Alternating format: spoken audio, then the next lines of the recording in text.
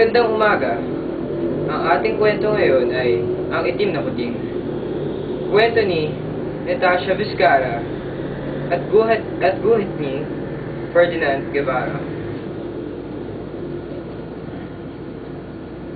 Akala ni Ignacia ang itim na kuting ay wala nang aampun sa kanya.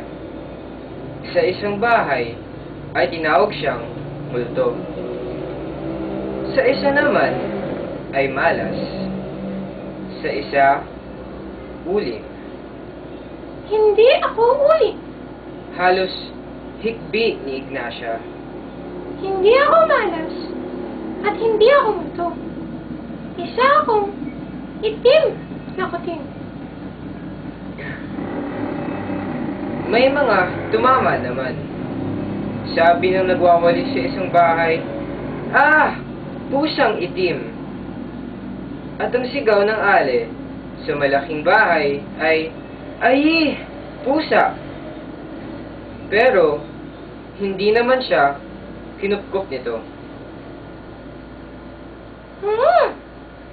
Kailangan ng espesyal na pagpapakasala sa susunod na bahay.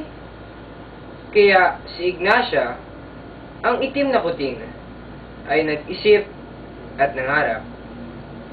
Nagplano na nagplano. Nakakita siya ng pangkulay at malaking papel. Siya ay nagsulat, nagdrawing, at nagkulay. Sa dulo ng daan kung saan maraming puno at mga bulaklak na kampupot, nakakita siya ng simpleng bahay. At dahil maliit lang siya at napakalaki naman ng tarangkahan, sumigaw na lang si Ignacia ng isang malakas na Meow! lumabas ang isang batang babae.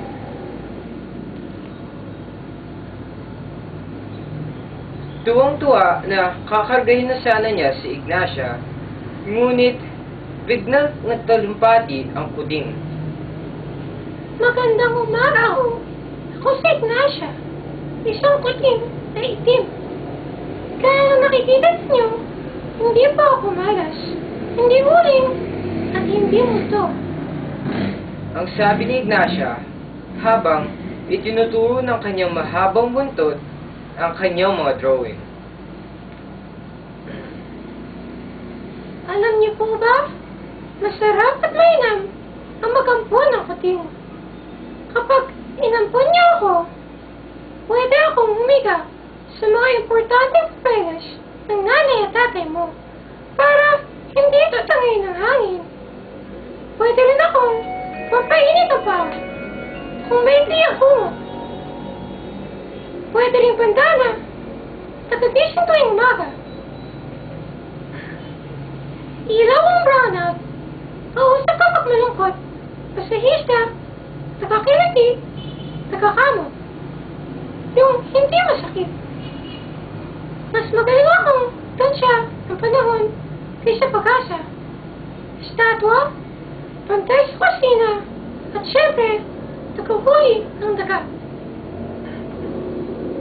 Paglaki ko, pwede rin akong humuhuli ng ibon. Ka. Medyo hiningal ang kuting. Magsasalita na sana ang batang babae nang nagpatuloy si Ignacia. Pwede ko po ba kayo maging nanay? Pwedeng-pwede. Sa tuwa ni Ignacia, nagsitinghas ang balayhibo niya sa likod ng tenga. Brrrr!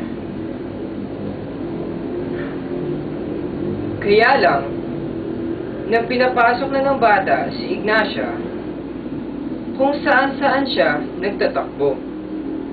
Kung ano-ano ang itinanong. Hinanap niya ang kwarto ng bata. Anong oras na gusto pagising? Hinanap niya ang kusina. Dito na lang po ako matutulog. Itinanong niya kung saan tumatambay ang mga daga. Gaano kalaki po ba ang mga daga dito? Shh! Huminahon ko muna ang bulong ng bata. Pero ang mga daga, Magandang kuting.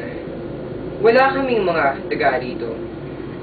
Kinamot ng bata si Ignacia sa likod ng tenga.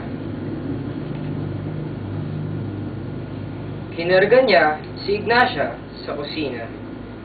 Pinainom niya ang kuting ng mainit-init na gatas. Nang nabusog na si Ignacia, tinulungan siya ng bata na maglinis ng katawan. Kinarga uli ng bata si Ignacia at dinala sa hardin.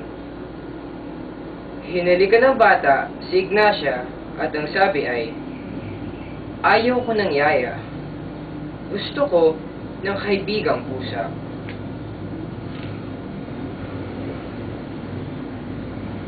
At kontento at mahimbing na natulog si Ignacia sa piling ng kanyang bagong nanay. Sa hardin na mahangin, sa lilim ng maraming puno. At doon mga kaibigan, nagwawakas ang ating kwento.